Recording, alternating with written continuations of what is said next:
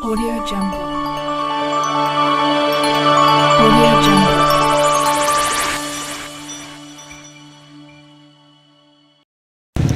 Good day, Nersunians! Welcome to the third issue of the Nersunians Vox Populi with me, Denny, your TN Patroller. So today, we are going to ask some students about their first impression on their teacher. So tara, ngita na ta?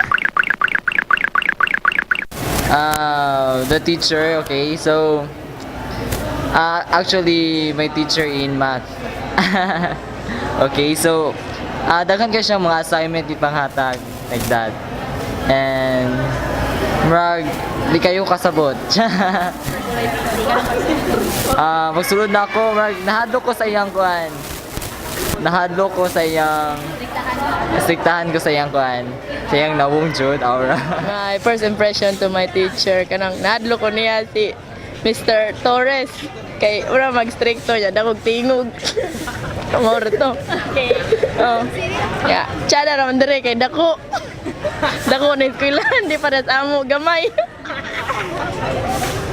Gamay raman tamo eskwela siya to, niya na rin dako kayo, dako magbalibot.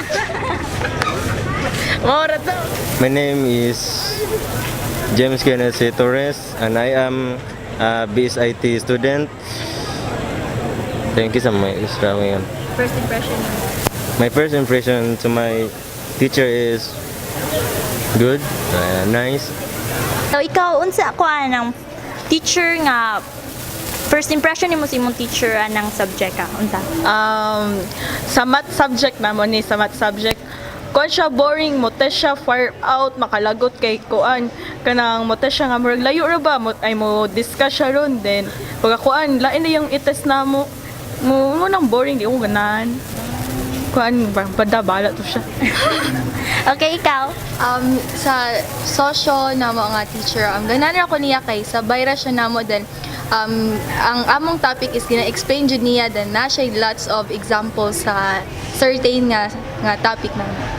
Okay, ikaw? Sa psycho because kanang lingaw siya pa ni mo join siya namo sa unsa iyang kuan tapos dili siya kanang open siya namo and then wala. Okay, thank you. Guys, nadungog na nato sila og lahi-lahi ang impression sa tagay estudyante.